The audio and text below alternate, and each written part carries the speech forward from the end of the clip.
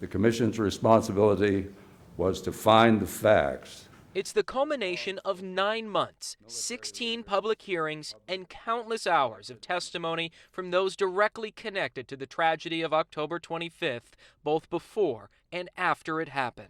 Robert Card is totally responsible for his own conduct, solely responsible. The independent commission found there were several missed opportunities to intervene months and weeks before the shootings, reiterating a point made in their interim report from March that local law enforcement could have taken away his weapons under the law amid documented concerns about his deteriorating mental health and erratic behavior.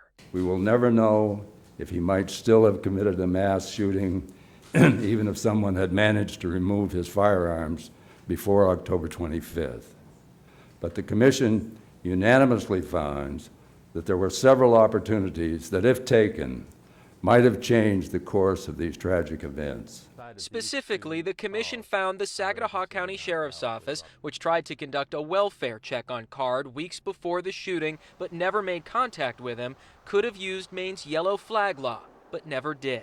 The Saginaw County Sheriff's Office had sufficient probable cause to take Card into protective custody under Maine's yellow flag law and to initiate a petition to confiscate any firearms he possessed. But the Commission says deputies possibly could have done more if they had received more information about Card's behavior from his Army Reserve unit. Had members of Card's Army Reserve unit presented a full and complete accounting of the facts, the Sheriff's Office might have acted more assertively in September. The details the Commission says weren't shared stem from Card's 2-week voluntary commitment at a psychiatric hospital in New York. Despite being diagnosed with psychosis and sharing homicidal thoughts, the report shows Card was eventually deemed safe to release after hospital staff felt they couldn't win a court case to involuntarily commit him.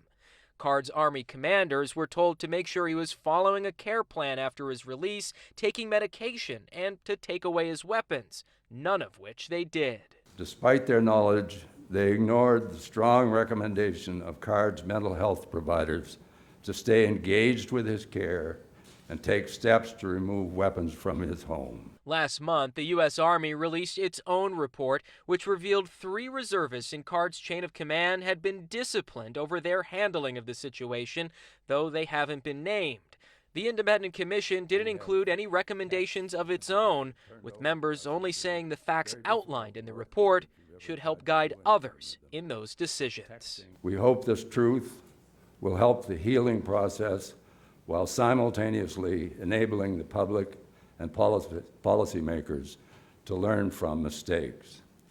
Well, the lack of recommendations in this report did come somewhat as a surprise to some of the victims and their families. But the chair of the commission said today that that wasn't within the scope of their work and that their only task was to find out the facts of this tragedy. Reporting in Lewiston, Maine, I'm Dan Lamparello.